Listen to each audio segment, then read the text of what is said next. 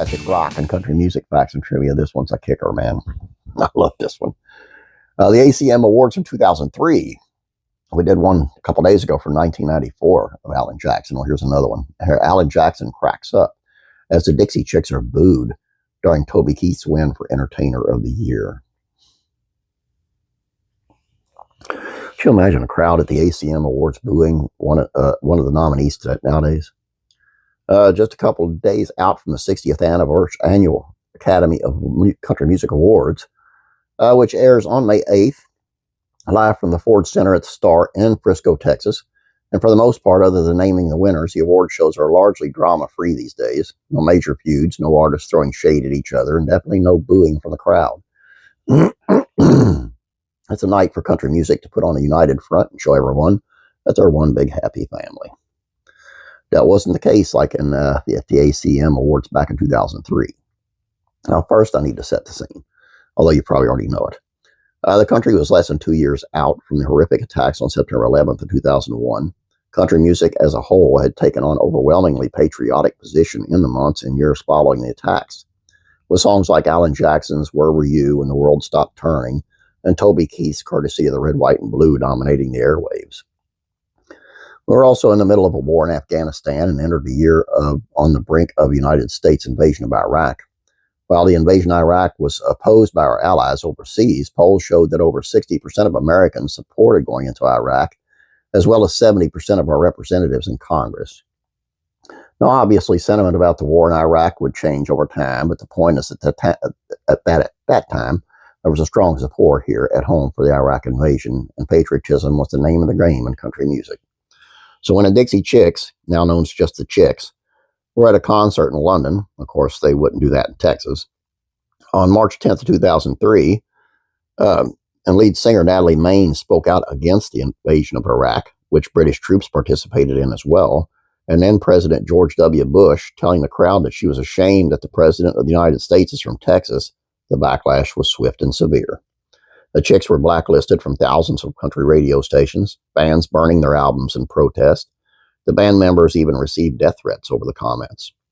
And amidst all this, the Chicks were also embroiled in a very public feud with another one of the biggest country singers of all time, Toby Keith.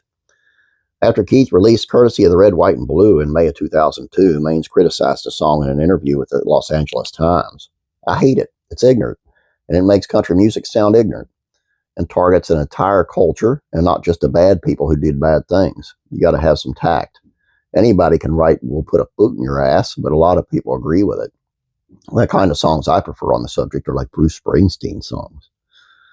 Keith responded by attacking Maines as a songwriter. She's not a songwriter, so we can't discuss the mechanics of the song. Why don't you just go down to 2nd Avenue and pick on one of those homeless guys and ask him what he thinks about it? To me, it's the same. That wasn't the end of the Dixie Chicks Toby Keith beef. After her comment, Keith began displaying a doctored image of Maines and Saddam Hussein on the screen behind him at his shows. So it's with all this going on that we finally get to the ACM Awards in 2003. The Chicks were nominated for 3 awards that year, including Entertainer of the Year, alongside with none other than Toby Keith. During their performance that night, Maines took another shot at Keith by wearing a T-shirt emblazoned with FUTK.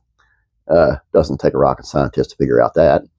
But the Chicks weren't even at the ACM Awards that night. Instead, they performed in front of a more friendly crowd live from one of their concerts in Austin, Texas. It's probably a good thing they weren't in Vegas for the awards. On that night, they featured tributes to our soldiers, bold proclamations from Wayne Newton celebrating the then recent death of Saddam Hussein, and patriotic performances like Darryl Worley's Have You Forgotten. The Chicks didn't exactly receive a warm reception at the ACM Awards. In fact, it was downright hostile. Every time their name was announced, the crowd in Vegas rained down boos. And when it came time to give out the Entertainer of the Year award, presenter Vince Gill jokingly mumbled their name as announced them as a nominee because he knew what was coming.